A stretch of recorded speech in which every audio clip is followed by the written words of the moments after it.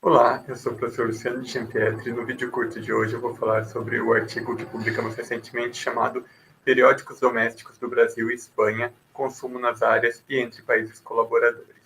Esse artigo foi publicado no 9º Encontro Brasileiro de Bibliometria e Centometria e os autores são Rogério Munhaine, Rafael Damascedo, eu e o Elias Sanz Casado. E a ideia desse artigo foi justamente analisar o consumo de periódicos domésticos na produção científica brasileira e espanhola. O que é o consumo? Né? Justamente são aqueles artigos que são citados por cada artigo científico, né? Que os autores consumiram eles, né? Citaram eles, aprenderam com eles, se inspiraram neles ou discutiram eles em seus trabalhos. O estudo foi focado, né, tanto em analisar a produção científica brasileira como espanhola.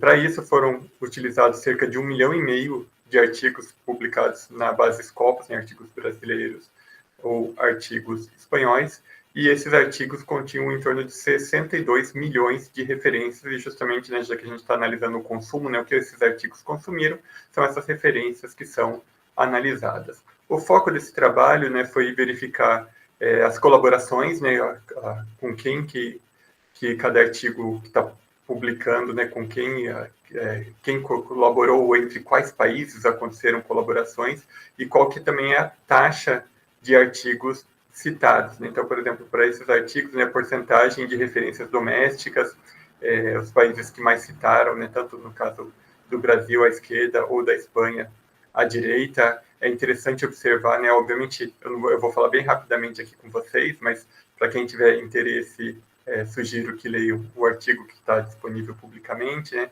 Mas é interessante observar, né, que a língua, né, o idioma é uma coisa super relevante quando você consome algum artigo científico, né? Quando você lê e cita algum artigo científico, então você observa que no caso dos países com maior taxa, né, de referências a trabalhos brasileiros, tem muitos países de língua portuguesa ou de língua espanhola, e no caso da Espanha tem, né, uma grande maioria de países de língua espanhola.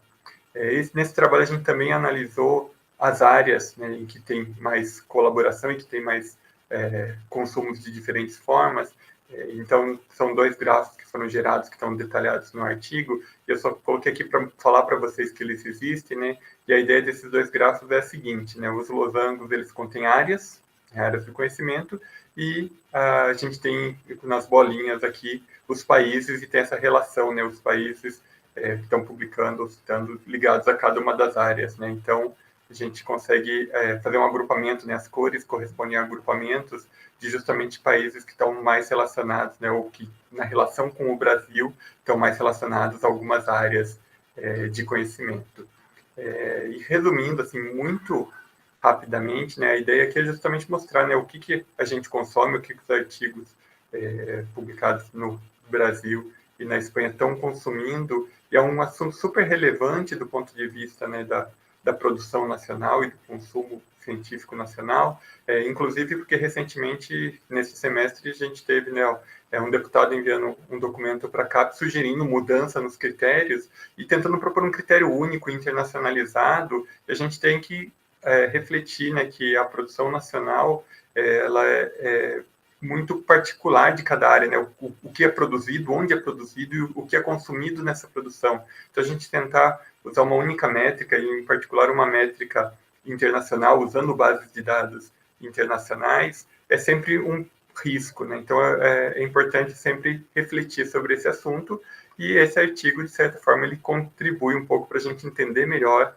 o consumo nacional, né? O consumo científico, o consumo acadêmico nacional nas produções.